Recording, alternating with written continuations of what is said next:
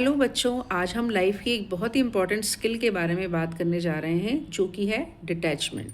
But detachment का मतलब ये बिल्कुल भी नहीं होता है कि you stop loving your parents, your friends और योर टॉयज़। डिटैचमेंट का मतलब होता है कि आप अंदर से कितने काम हैं।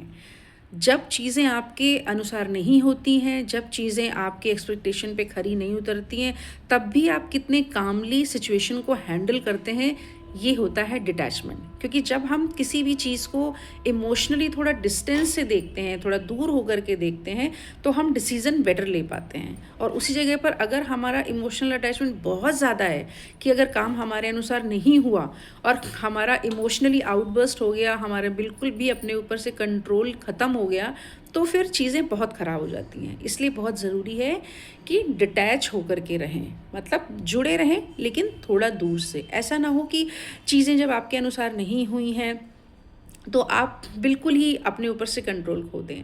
तो डिटैच होकर के रहेंगे तो जीवन बहुत अच्छा गुजरेगा।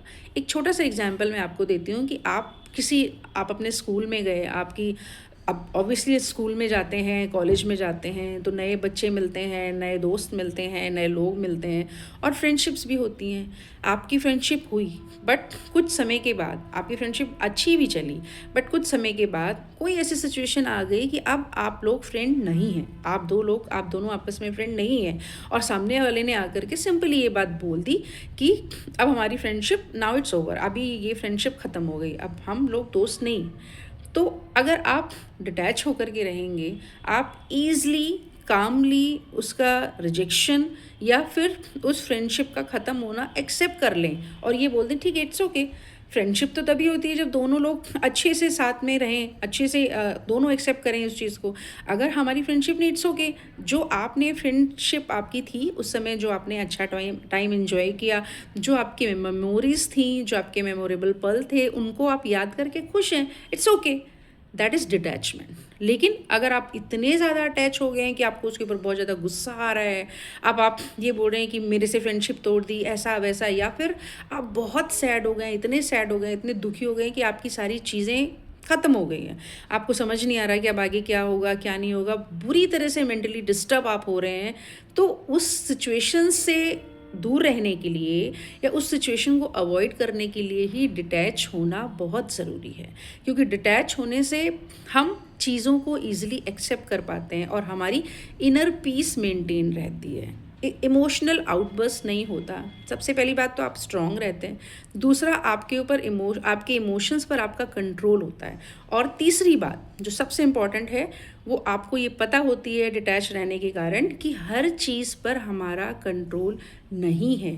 ज़रूरी नहीं है कि चीज़ें हमेशा हमारी इच्छा के अनुसार हो या जैसा हम चाहते थे आउटकम हमेशा वैसा हो, ऐसा ज़रूरी नहीं। इट्स ओके, कोई बात नहीं, हो गया। बच्चों के लिए अगर आपने कोई छोटा सा एक सुंदर टॉय बनाया ब्लॉक से, और वो टॉय बहुत सुंदर सी आपने ब्लॉक बिल्डिंग बनाई और अचानक से आपका ही हाथ लग गया, वो बिल्डिंग गिर के टूट गई। अब इतना गुस्सा आ रहा है कि अपने सारे टॉयज़ उठा करके फेंक दिए, सब अब मैं नहीं बनाऊंगा, मैं नहीं करूँगा। या फिर इतना सैड हो गए, इतना परेशान हो गए कि पढ़ाई भी ख़त्म हो गई, नहीं मन लग रहा पढ़ाई, मेरा मेरा टूट गया, मेरा टॉय टूट गया, टॉय टूट गया। इस तरह से करके अपने आप को परेशान करने से, अपना दिन वेस्ट करने से कोई फ़ायदा नहीं है। ईज़िली एक्सेप्ट दैट सिचुएशन कि इट्स ओके, हो गया, कोई बात नहीं, मैं दोबारा ट्राई करूँगा। मैंने बहुत अच्छा बनाया था, मुझे बुरा लगा कि मेरा टॉय टूट गया, लेकिन कोई बात नहीं, मैं दोबारा बनाऊँगा और दोबारा बहुत अच्छे से बनाऊँगा। इसलिए डिटैचमेंट की फीलिंग या डिटैचमेंट, आर्ट ऑफ डिटैचमेंट सबके अंदर होनी चाहिए कि जो जैसा है उसको वैसे ही एक्सेप्ट करें।